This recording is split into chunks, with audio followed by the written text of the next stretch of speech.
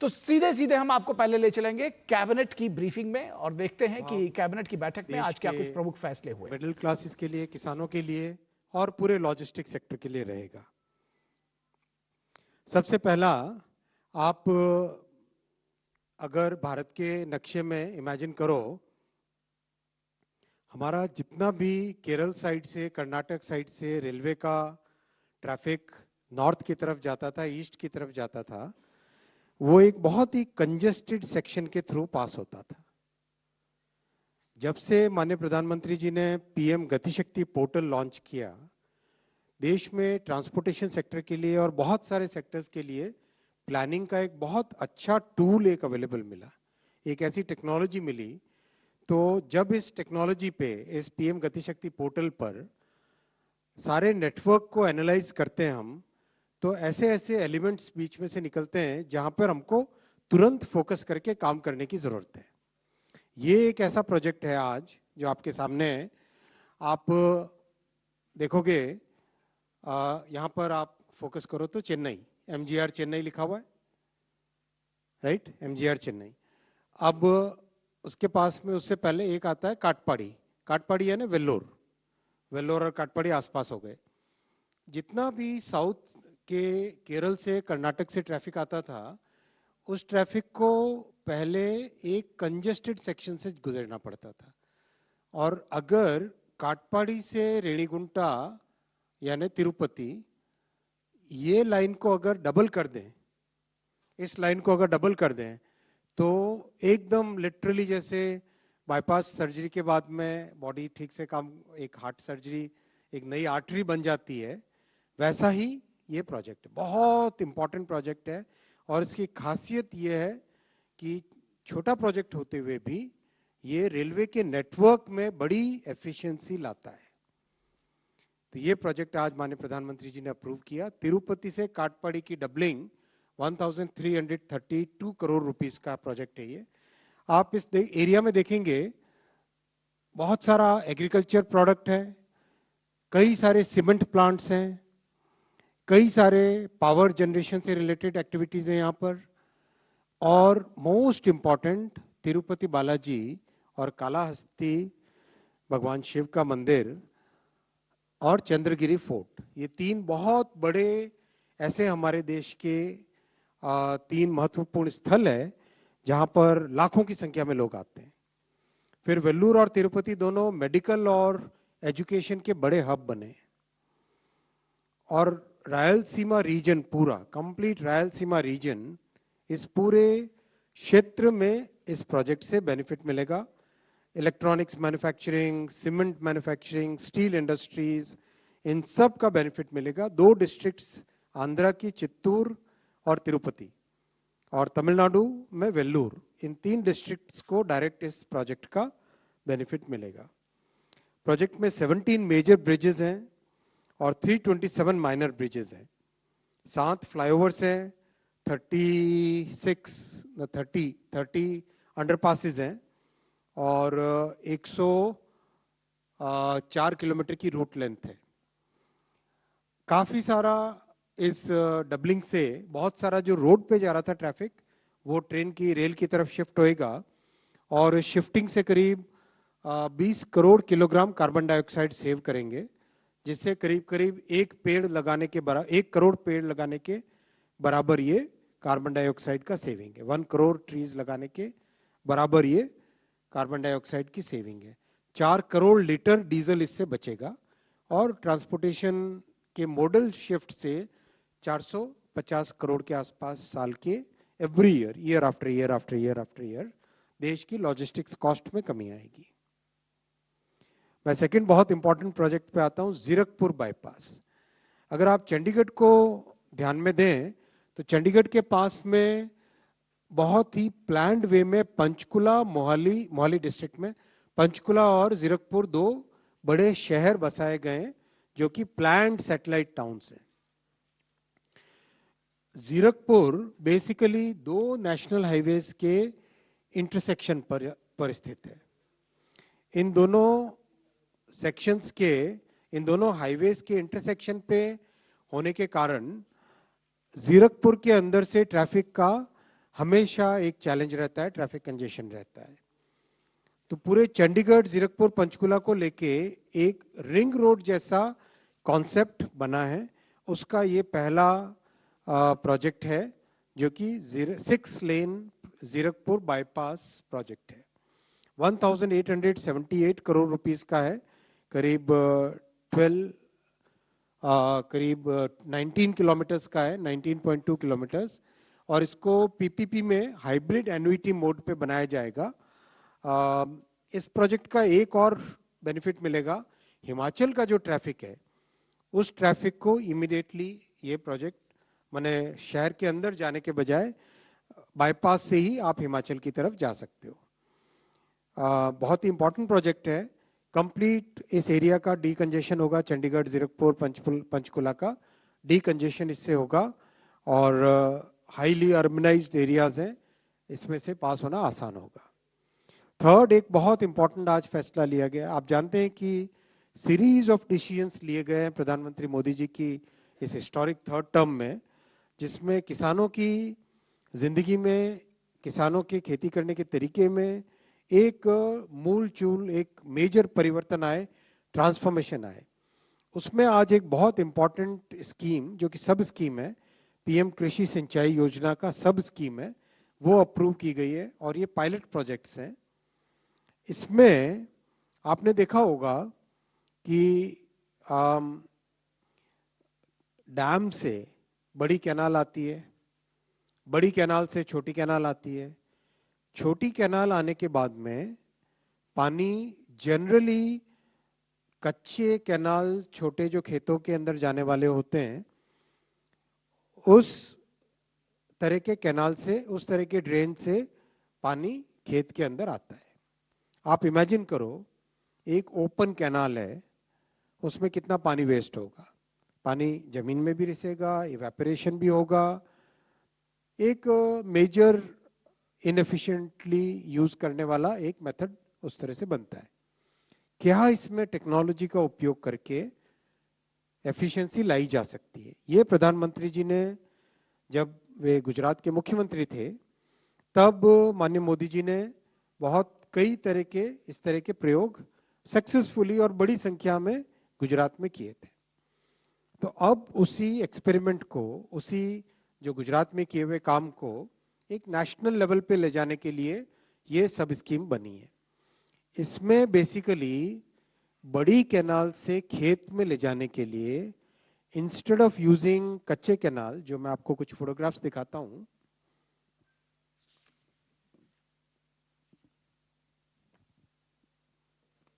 आप अगर देखोगे, ये कच्ची कैनाल है, राइट। ये इस तरह की कच्ची कैनाल हम एक रूटीनली जो बनते हैं हमारे देश में, बड़ी कैनाल से छोटी कैनाल, छोटी कैनाल से फिर कच्चे कैनाल के अंदर लेके जाते हैं पानी को खेत के अंदर। अब उस कच्ची कैनाल से जो लॉस होता है पानी का, उस लॉस को प्रिवेंट करने के लिए बहुत ही एक अच्छा कॉन्सेप्ट लाए और इसके अच्छे पायलट प्रोजेक्ट्स हुए हैं।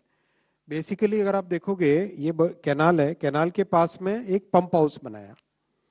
कैनाल के पास में एक पंप हाउस बनाया।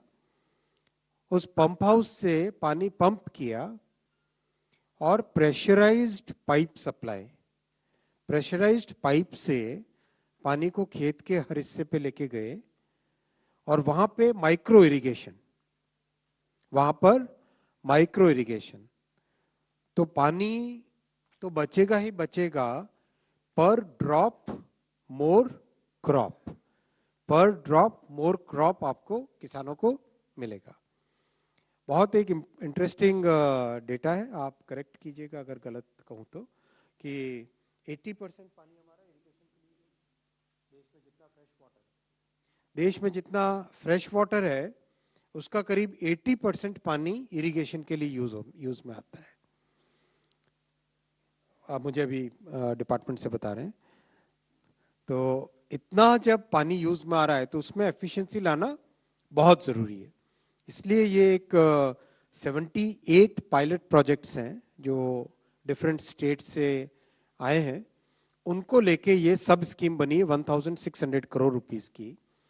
आप इसकी इंपॉर्टेंस देखना, आने वाले समय में ये बहुत इंपॉर्टेंट स्कीम होने वाली है, क्योंकि पानी जब बचेगा तो उस पानी का उपयोग आप कई तरीकों से कर पाओगे। आप ड्रिंकिंग वाटर के लिए, दूसरे यूजेस के लिए, और जो वेस्टेज होने के कारण ज़्यादा सरप्लस पानी, यानी कि बहुत सारा पानी अगर हम खेत में रखते हैं तो उसके कारण सॉइल का जो डिटीरियोरेशन होता है वो डिटीरियोरेशन भी बंद होगा। और जैसे प्रधानमंत्री जी का आप गुजरात के स्पीच अगर सुनोगे तो पीएम साहब किसानों को समझाते थे, तब वो बहुत एक अच्छा एग्जाम्पल देते थे। पीएम साहब कहते थे कि किसानों को जब समझाते थे, उनके साथ संवाद होता था, तो कहते थे कि अगर कोई बच्चा, किसी बच्चे को अगर बुखार है तो उसको क्या तुम खूब सारा दूध पिलाओगे तो ठीक होगा क्या? इसके बजाय न्यूट्रिशन देने के लिए मेडिसिन, एक एक चम्मच दूध देने से बेटर ट्रीटमेंट हो सकता है, एक सिस्टमेटिक तरीके से, साइंटिफिक तरीके से हो सकता है। वैसा ही क्रॉप में, क्रॉप को जब प्यास लगे तब आप उसको पानी मिले, क्रॉप को जब भूख लगे तब उसको फर्टिलाइजर मिले। एक तरीके से एक साइंटिफिक एआई का यूज करके, आईओटी का यूज करके, सेंसर्स इतने तरह के हैं, स्काडा यूज करके, इन सब का यूज करके, जियो स्पेशियल डेटा यूज करके, सैटेलाइट से जो स्टडी हो रही है वो देख के, कैमराज से देख के क्रॉप की क्या कंडीशन है वो देख के, इन सब को अगर ढंग से करें तो क्रॉप यील्ड भी इंप्रूव होगी और वाटर का यूज भी कम होगा। तो इन सब चीजों को ध्यान में रखते हुए finally right amount of water at right point of time, right amount of water at right point of time, इस ऑब्जेक्टिव को लेके ये प्रोजेक्ट किया गया है। और ये बहुत इंपॉर्टेंट प्रोजेक्ट है देश के लिए, क्लाइमेट चेंज के लिए, वाटर रिसोर्सेज के यूज के लिए, और किसानों की इनकम बढ़ाने के लिए, किसानों की क्रॉप को और बेटर कंडीशन में लाने के लिए। ये डिटेल इसके आपके काम आएंगे, आप सब आपको शेयर किया ही जाता है। वैसे पीपीटी शेयर करते हो ना, पीपीटी ये शेयर करेंगे डिटेल में, किस तरह से कन्वर्जेंस लाना, कैसे एक मास्टर प्लानिंग करना, कैसे एक एरिया बेस्ड अप्रोच करना, कैसे टेक्नोलॉजी का यूज करना, कैसे फार्मर्स को सेल्फ गवर्निंग स्ट्रक्चर्स में ऑर्गेनाइज करना, जिससे कि गवर्नमेंट और फार्मर्स के बीच में एक पार्टनरशिप वाला मोड आए और दोनों एक दूसरे के सहयोग से काम करे। उस थॉट प्रोसेस के साथ ये प्रोजेक्ट हाथ में लिया है। करीब 80,000 फार्मर्स के साथ स्टार्ट करेंगे इसको, और स्टार्ट करके फिर उसका जो अनुभव आएगा उसके हिसाब से इसका आगे फैसला लिया जाएगा। एक पैराडाइम शिफ्ट है, बहुत बड़ा चेंज है ये फंडामेंटल शिफ्ट है। अगर आप देखो आज भी किसानों में जनरली कंप्लीट खेत को पानी से भरने तक वाला जो मेथड है, उस मेथड के कंपैरिजन में this is a totally new way of working. मैं इन 3 फैसले हुए और मैं आपके सामने अब तक की समरी रखूंगा। प्रधानमंत्री श्री नरेंद्र मोदी जी की इस ऐतिहासिक 3rd टर्म में किस तरह से इंफ्रास्ट्रक्चर के हर सेक्टर में, चाहे आप एयरपोर्ट लो, पोर्ट्स लो, हाईवे लो, रेलवे लो, metro, industrial infra, housing, hydro power, ropeways, हर सेक्टर में बड़े फैसले लिए गए। करीब करीब अब तक इंफ्रा में रफली 10 लाख करोड़ रुपीस के प्रोजेक्ट सैंक्शन हुए, 10 लाख करोड़ रुपीस के प्रोजेक्ट सैंक्शन हुए। एग्जैक्ट नंबर आपके सामने है यहाँ पर 995,914 जो अभी तक के फैसले हुए, 9,95,914 crore. It's a very large investment and this is going to lay the foundation for a very efficient economy, और हमारे इकोनॉमी की जो नीड्स हैं वो इससे पूरी होती है। केवल ट्रांसपोर्टेशन सेक्टर में अगर हम देखें तो करीब करीब 4,22,000 करोड़ रुपीस के प्रोजेक्ट हुए हैं, चाहे पोर्ट हो, हाईवे हो, रेलवे हो, एयरपोर्ट्स हो, इन सब में, इलेक्ट्रिक व्हीकल्स हो, इन सब में बड़े अच्छे फैसले लिए गए जो कि देश की फाउंडेशन रखेंगे और देश की लॉजिस्टिक्स कॉस्ट को कम करेंगे। रेलवे प्रोजेक्ट्स अगर अलोन हम देखें तो इसमें अब तक 3rd टर्म में 23 प्रोजेक्ट्स माननीय प्रधानमंत्री जी ने कैबिनेट में अप्रूव किए हैं, which is worth about 86,000 crore rupees and total length is about 2,800 kilometres. बहुत एक बड़ा इससे इम्पैक्ट आएगा देश में, बहुत सिग्निफिकेंट इंप्रूवमेंट आएगा ट्रेन्स के मूवमेंट में और ओवरऑल। और किसानों के लिए तो अनेक फैसले लिए गए हैं ये फार्मर्स अब 3 पेज में जा रहा है, फार्मर्स वेलफेयर के सारे डिसीजंस की समरी। शुरुआत किया था 1 पेज में आपको दिखाता था, अब ये 3 पेज में जा रहा है। कुल मिला के 6.5 लाख करोड़ 6,51,000 करोड़ रुपीस के फैसले लिए गए। I will stop here and take the questions. Okay 49।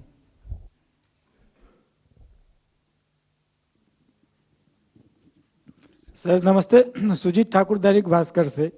ये रेलवे प्रोजेक्ट बताया आपने साउथ इंडिया का खास करके, तो एक जो मेजर महाराष्ट्र कर्नाटक केरल वाला जो लाइन है, जो कोंकण रेलवे है, वो कंजेशन में है, सिंगल लाइन है 25 साल से, और सारा जब बधावन कैबिनेट का पूछिए ना, कैबिनेट का पूछिए, नहीं सर, मैं रेलवे कह की रहा हूं, मीटिंग करेंगे तब अलग करेंगे। इस पे कुछ कंजेशन का असर पड़ेगा इस नए प्रोजेक्ट से महाराष्ट्र कर्नाटक केरल वाले सेक्टर का? हाँ डेफिनेटली फर्क पड़ेगा। ये रूट बेसिकली अगर आप देखेंगे तो जो ईस्ट कोस्ट एरिया है, ये आपका ये मतलब हमारा इधर सी है, यहाँ से लैंड है, राइट। ये ईस्टर्न कोस्ट है कंप्लीट, चेन्नई तमिलनाडु से लेके वेस्ट बंगाल तक का। तो इस वाले कोस्ट की तरफ जितना ट्रैफिक इधर से जाता था कर्नाटक से और नीचे केरल से और यहाँ से तमिलनाडु के हिस्सों से, तमिलनाडु के कई डिस्ट्रिक्ट से, तो ये सारा जो ट्रैफिक जाता था वो ट्रैफिक वाया चेन्नई होके जाना पड़ता था उससे सारा। तो एक तरीके से Chennai became very congested because there was a lack of capacity on the alternative routes. तो जब पीएम गति शक्ति मास्टर प्लान पे इसको डाला और एनालिसिस किया, उस एनालिसिस से ये निकला कि ये एक छोटा सा सेक्शन है, इस सेक्शन को अगर हम डबलिंग करते हैं, इसकी कैपेसिटी बढ़ाते हैं, तो immediately you get the huge benefit of bypassing Arakkonam and Chennai, और सीधा काटपाड़ी से ही ऊपर नॉर्थ की तरफ जा सकते हो। That's the benefit which will come. 3। Sir मैं लक्ष्मण सीएनबीसी आवाज से। मेरा सवाल एग्रीकल्चर सेक्टर को लेकर जो इरिगेशन प्रोजेक्ट को मंजूरी दी गई है, इसमें पहले ओपन कैनाल होता था जैसा कि आपने कहा, अब वो प्रेशराइज्ड पाइप के जरिए जाएगा। तो ओपन कैनाल में जिस फार्मर को जितनी ज़रूरत होती थी, पानी खुद ब खुद पाइप से किसी तरीके से निकालते थे। तो पाइप के जरिए जाने पे क्या फार्मर्स को अपने फार्म लैंड के लिए कोई कनेक्शन लेना पड़ेगा? कैसे उसको मुहैया कराएंगे वहाँ तक? ये एक पायलट प्रोजेक्ट है, नया प्रोजेक्ट है छोटे क्लस्टर्स के लिए, और अभी शुरू में 78 पायलट प्रोजेक्ट्स चलाएंगे। और ये जो फार्म से कैनाल वाला, वो वाला जो एंड है, उस एंड को रिप्लेस करेंगे। बड़ी वाली जो ओपन कैनाल्स नहीं, उसको चेंज नहीं कर रहे हैं। ये कितने इंच की पाइप्स होंगी? 3 इंच वाली पाइप्स हैं। ये छोटी पाइप्स हैं जो कि बेसिकली कैनाल से सीधा फार्मर्स के जो प्लॉट पे ले जाना है पानी, उस वाले हिस्से के तो लिए। क्या फार्मर्स को कनेक्शन लेना पड़ेगा इसके लिए? ये पंपिंग वाला एक सिस्टम बनेगा। क्या कोई चार्ज देना पड़ेगा उसके लिए? वो तो स्कीम जब बनेगी फार्मर्स खुद डिसाइड करेंगे बहुत सारी चीजें। ये पंप हाउस एक बनेगा, ये पंप हाउस एक बनेगा। इस पंप हाउस से फिर माइक्रो इरिगेशन के जरिए, ड्रिप वाटर के जरिए पानी को पहुंचाया जाएगा। 256। सर ये जो जीरकपुर बाईपास के बारे में जो आपने बताया, ये जो फैसला है, तो हिमाचल से जो ट्रैफिक जो आता है सीधे पंजाब चंडीगढ़ की तरफ आता है, तो क्या ये बाईपास आप सीधे दे देंगे, सीधे हरियाणा की तरफ निकल जाएगा? ये कैसे, इसका रूट क्या है, क्या और इससे कितना लोगों को फायदा मिलेगा, कैसे फायदा होगा? बहुत अच्छा क्वेश्चन है। मैं इसको थोड़ा सा इस चार्ट के जरिए से समझाना चाहूँगा। आप अगर देखोगे तो इस पूरे एरिया का एक रिंग रोड जैसा बन रहा है। ये जो red colour, green colour, blue colour और एक डॉटेड और एक येलो कलर, ये आप देखोगे ना, ये कंप्लीट एक प्रैक्टिकली एक रिंग रोड बन रही है। तो ट्रैफिक का मूवमेंट एकदम स्मूथ हो जाएगा, चाहे हरियाणा हो, पंजाब हो, हिमाचल की तरफ जाना हो, दिल्ली की तरफ आना हो, सभी के लिए इसका मूवमेंट का इसमें पाथ बनेगा।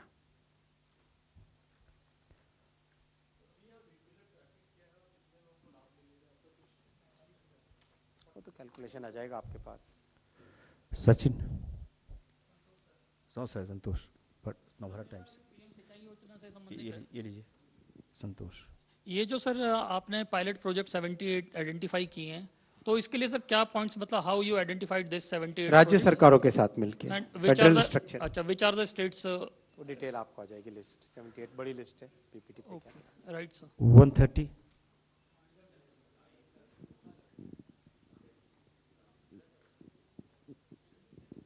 सर इधर लेफ्ट साइड में स्ट्रेट इधर सर, राइट राइट आपके राइट।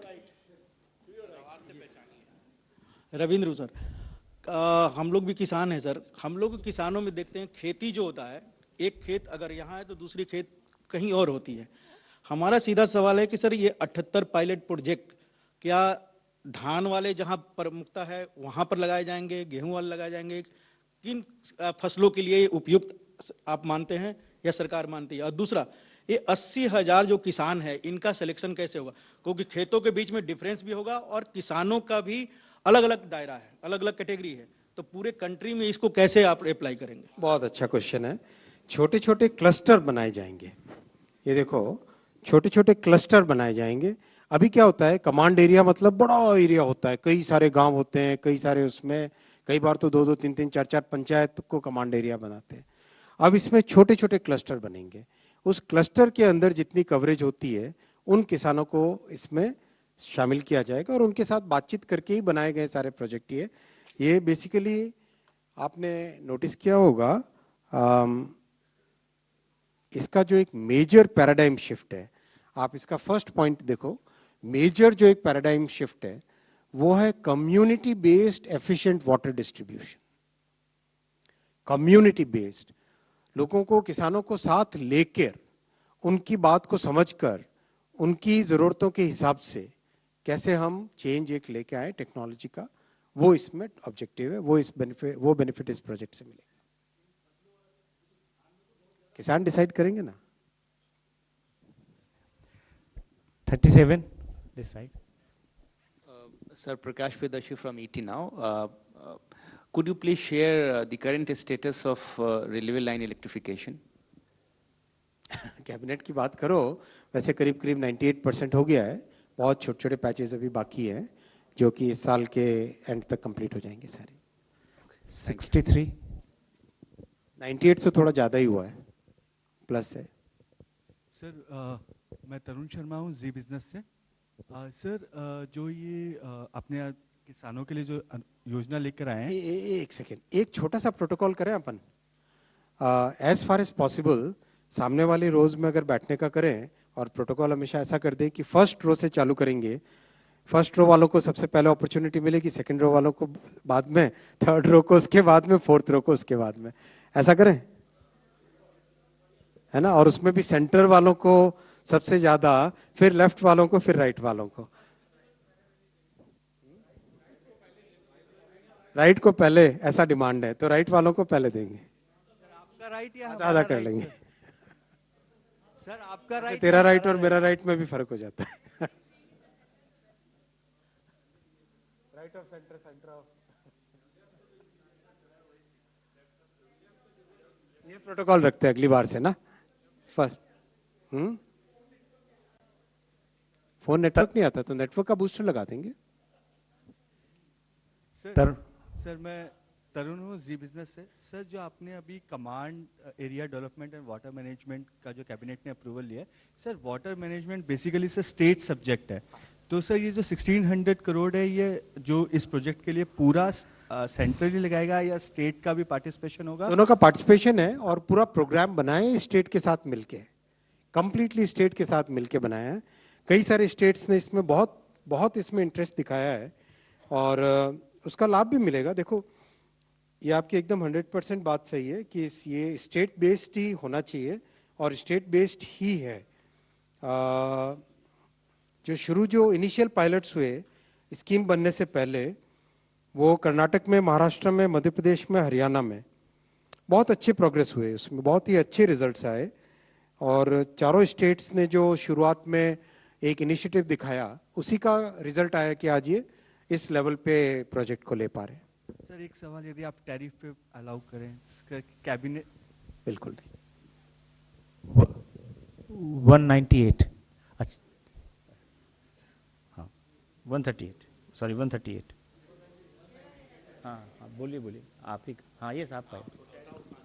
सर इसी किसानों से जुड़ा मेरा सवाल था, कुछ तो पार्ट का जवाब मिल गया है, लेकिन हमने देखा है ड्रिप इरिगेशन हो, ये सब जो आधुनिक तकनीक है सिंचाई की, उन राज्यों में इसका ज़्यादा फायदा हुआ जहाँ पर पानी की किल्लत रही है या फिर इफिशिएंट यूज की जरूरत रही है। तो क्या ये स्कीम बनाते वक्त कुछ राज्य विशेष पर ध्यान दिया गया है कि ऐसे राज्यों को पहले लिया जाएगा पायलट में जहां पर ड्रिप इरिगेशन की बहुत जरूरत है या पानी बचाने की बहुत जरूरत है, इस तरह को जो ज्यादा इंटरेस्ट दिखाएगा उसको। 208 राइट साइड में इनका। सर मैं आनंद कुमार सिंह हूँ न्यूज़ इंडिया से। सर मेरा सवाल ये था कि एक 6 लेन बाईपास का जो रोड था सर, उसकी टोटल कॉस्ट है 1878 और लगभग 19.2 किलोमीटर्स का ये पूरा पैच होगा। जो एवरेज निकालने हैं तो 97 करोड़ पर किलोमीटर के हिसाब से। तो सर 1 किलोमीटर में 97 करोड़, तो सर क्या ऐसा कुछ लगाना लगेगा उसमें, जो जानना चाह रहा था सर, जो एवरेज इसकी इतनी ज़्यादा हो जा रही है। जो घग्गर रिवर से जो पोर्शन जा रहा है उसमें हमने एलिवेटेड किया हुआ है 6 लेन, तो उसके वजह से कॉस्ट हाई आ रही है इसकी। क्लियर। 227 चाहे कितनी तैयारी कर लो, सिलेबस से बाहर का एक क्वेश्चन तो आ ही जाता है। अच्छा 227 इधर साइड उनके बाद है। मैं फोन अ फ्रेंड रखता हूँ हमेशा। Hi, to your left, sir. Left side, left To your left, sir. Yeah. Hi. Sir, just one question अपना on the परिचय दे explainer दीजिए। points. Sorry, Ashmit from CNBC. मैं बता TV18. देता हूँ, अश्मित है, ये लाइव नहीं है अभी। So one question I just needed to ask, आपने from the points that were displayed with respect to the farmers and this command center that is being proposed, there was an AI element in terms of AI being used for distribution of water. I just wanted to ask, one, if you can expand on that. Two, if there's an interplay with the AI mission where the applications are also underway, if there is any interplay. बहुत अच्छा, मैं आपको ये इसका एक example देना चाहूँगा। AI का उपयोग करने से आप एक्चुअल में कितना बेनिफिट कर सकते हो, उसके कई एग्जांपल्स देश भर में हो गए अभी, और दुनिया में कई जगह एग्जांपल्स हो गए। अपने देश में कुछ ऐसे एग्जांपल्स हैं जिसमें क्रॉप यील्ड प्रैक्टिकली डबल हो जाती है, fertiliser requirement 30% less, pesticide requirement 40% less by using proper AI. इसमें किस तरह से करना है? 4 बेसिक इनपुट्स आ रहे हैं डेटा के। पहला, डिफरेंट सेंसर्स, मिट्टी के पीएच के लिए, वाट मॉइस्चर कंटेंट के लिए, प्रेशर, टेम्परेचर, उस सबके सेंसर्स, उनका डेटा एक आ रहा है, राइट। सेकंड, कैमरा लेके जो क्रॉप की एक्चुअल विजुअल कंडीशन है, सूखा है, गीला है, ग्रीन है, येलो है, क्या कलर है उसका, वो second element. Third, climate data, जो सैटेलाइट बेस्ड डेटा हमको जो मिलता है, टेम्परेचर है, विंड स्पीड है, ये सारे। फोर्थ, आपका इनपुट्स कितने जा रहे हैं उसमें, फर्टिलाइजर इनपुट्स गए वो डेटा, राइट, पेस्टिसाइड के इनपुट्स गए वो डेटा। इन चारों को लेके जब एआई के मॉडल को ट्रेन करते हैं, then you can actually determine exactly किस वक्त आपको, किस वक्त पौधे को भूख लगी है तो उसको फर्टिलाइजर ज़्यादा देना है अभी, किस वक्त प्यास है तो पानी का ड्रॉप आना चाहिए ज़्यादा, किस वक्त कंडीशन इस तरह की है कि अब इसको हार्वेस्ट कर लेना चाहिए। इस तरह के बहुत सारे अच्छे एग्जाम्पल्स देश में कई जगह हुए हैं। और वैसे भी आप जानते हो कि एआई मिशन के जो टॉप मोस्ट ऑब्जेक्टिव्स हैं उसमें एग्रीकल्चर है, हेल्थ केयर है और एजुकेशन है। ये 3 हमारे टॉप ऑब्जेक्टिव्स हैं जिसमें एआई मिशन की एप्लीकेशंस का यूज़ किया जा रहा है। So this is going to be a very major part of this entire programme. और ऑलरेडी आज डिस्कशन में भी काफ़ी इस पर चर्चा हुई थी, और अगले कुछ ही दिनों के बाद में वाटर रिसोर्सेज मिनिस्ट्री और माइटी मिनिस्ट्री दोनों ऑफिशियल्स मिलके इसका एक डिटेल्ड एक्शन प्लान भी तैयार करेंगे। और ऑब्जेक्टिव क्या रहेगा? ऑब्जेक्टिव ये रहेगा कि ये जो अलग अलग एआई एप्लीकेशंस बन रही हैं, तो जैसे यूपीआई बना, एक प्लेटफॉर्म बना, उस प्लेटफॉर्म पे कई लोग जुड़ गए, वैसा ही we will try to create a public platform by which the farmers can actually converse in their own language, अपनी मातृभाषा में बात कर सके किसान, और एक राइट सॉल्यूशन ला सके और अच्छा इसका रिजल्ट आएगा। 140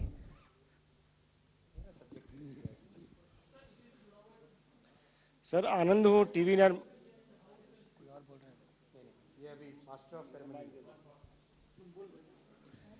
सर आनंद हूँ TV9 भारतवर्ष से। सर एक सवाल ये था कि जो ये PM कृषि सिंचाई योजना है, एक बार जब ये पायलट प्रोजेक्ट कंप्लीट हो जाता है तो क्या उसके बाद किसानों को उस पाइप का कनेक्शन लेना पड़ेगा, जैसे हम घरों में पीने का पानी का कनेक्शन लेते हैं, या फिर क्या सिस्टम क्या रहेगा इसका? ये डिटेल्स आपके पास आ जाएंगे, लेकिन कोई अलग से कनेक्शन की बात नहीं है, किसानों के साथ मिलके ही वही इसको मैनेज करेंगे। आपको मैंने अभी भी थोड़ी देर पहले एक भाई ने क्वेश्चन जब पूछा था तब भी मैंने कहा था कि इस पूरी स्कीम का एक मेजर पैराडाइम शिफ्ट होगा community based efficient water distribution. किसान ही आपस में डिस्कस करेंगे। 265 और ये थियोरेटिकल नहीं है, अभी तक के जो 5 मैंने आपको 4 जो बताए 4 राज्यों के, वहां पे ये प्रैक्टिकली करके दिखा हुआ है।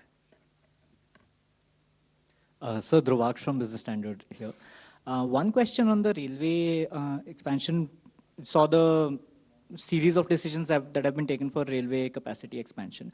One question I had was on how have we been able to, wherever the expansion has happened, have we been able to improve the sectional speeds of those areas? If you could share some details on whether, because it's also a part of the mission Raftar of railways.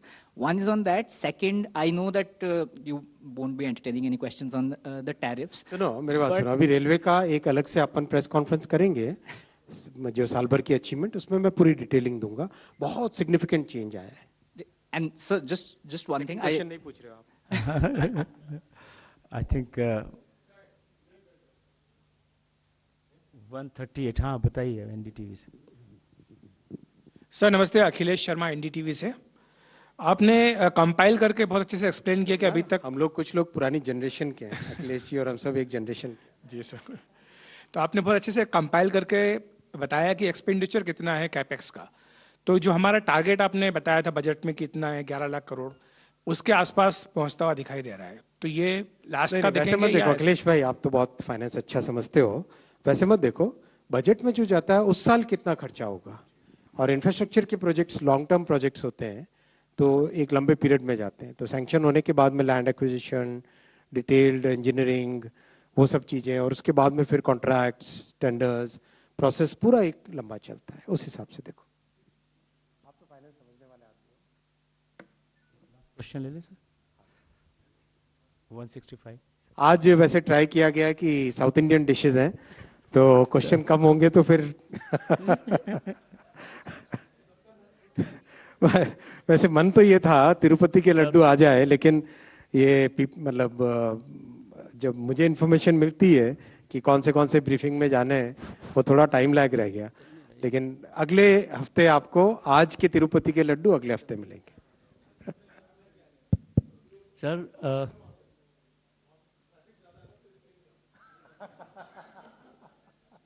Sir ये जो sir इधर sir वो मुकेश कौशिक हूँ मैं भास्कर से। ये PM कृषि योजना की जो सिंचाई योजना है, इसमें कोई फॉरेन टेक्नोलॉजी पार्टनर होगा क्या? क्योंकि इजराइल नहीं, आत्मनिर्भर भारत है यार। अच्छा बिल्कुल ठीक। सेकेंडली, क्या सीसीएस की आज मीटिंग हुई थी? अगर कुछ हुई थी तो उसका कोई फैसला? वो मैंने सब आपके सामने रख लिया। ओके।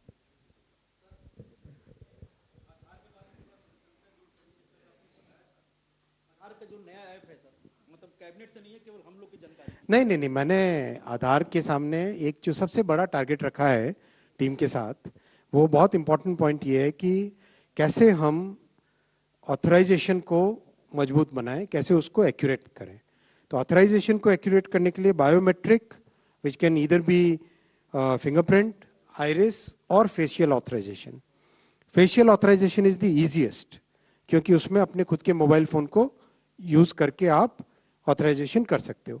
इसीलिए करीब कुछ समय से चल रहा था ये प्रयास। वो ऐप कल रिलीज हुई है और अभी बीटा रिलीज हुआ उसका, और उसके बाद में फाइनल रिलीज हो जाएगी जल्दी। और उसका बैकअप भी बहुत बड़ा करना पड़ेगा, क्योंकि देश भर से जब ऑथराइजेशन होंगे मिलियंस ऑफ देम, तो they will all be hitting one server. तो उसका बैकअप सर्वर की capacity and all they are working out. तो within next few months that will become fully rolled out. दूसरा ये था कि डीपीडीपी एक्ट के साथ उसको हार्मोनाइज करना, आधार एक्ट को। ऑब्जेक्टिव क्या है? ऑब्जेक्टिव है कि जो एक गरीब माँ जिनको डिफरेंट काम के लिए अलग अलग जगह अलग अलग डेटा, अलग अलग कार्ड, अलग अलग आइडेंटिटी, वो सब ना करना पड़े। जो गरीब से गरीब व्यक्ति है ग्रामीण क्षेत्रों में, वंचित क्षेत्रों में, उन व्यक्तियों की लाइफ में कैसे एक पॉजिटिव इंप्रूवमेंट आए, उस ऑब्जेक्टिव को लेके लॉ बनाने के लिए आधार अथॉरिटी को रिक्वेस्ट किया है। Thank you sir.